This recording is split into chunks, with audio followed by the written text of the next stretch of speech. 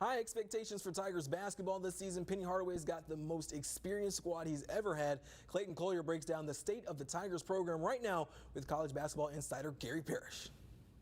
Garry, thank you so much for taking some time. The Memphis Tigers are coming off a year in which they almost made the Sweet 16. They've, of course, have quite a bit of a personnel change in the meantime. What do you think the expectations should be for Tigers basketball this season?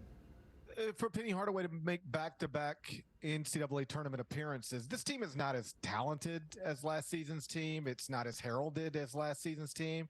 But when you bring back DeAndre Williams and add a player like Kendrick Davis, the reigning AAC Player of the Year, that's a pretty good 1-2 punch. Is it the best in the country? Almost certainly not.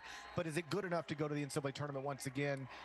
Yeah, I think so. Garry, I want to ask you about shooting. Obviously, that 2 for 19 performance from deep against Christian Brothers last Sunday didn't inspire a lot of confidence here in Memphis. Do you have any concern about the roster and where the perimeter shooting is going to come from this year? Of course, it's a concern. You don't have to be a college basketball analyst to understand numbers. And the interesting thing about this roster that Penny has assembled, it's almost entirely built of players who have already played at the Division I level. Kendrick Davis, excellent college basketball player. Pretty good, if not really good shooter. But he's probably one of the only starters and perhaps one of the only rotation players that you can even label a really good three-point shooter. The good news is that this is not the NBA. You can be a subpar three-point shooting team and still be a very good college basketball team.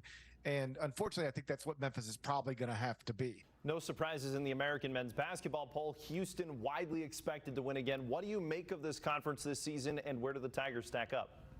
I think Memphis is clearly, on paper, the second best team in the league. And I mean clearly second best in the sense that they're clearly ahead of the third and clearly behind the first. Ultimately, I think it's a two-bid league with a third team, probably either Cincinnati or Tulane, having a chance to get an automatic or rather an at-large bid. The smart money says probably a two-bid league, Houston a 1 or a 2 seed, Memphis a 9 or a 10 seed, and then everybody else fighting just to be relevant behind those two programs. Garry, thank you so much.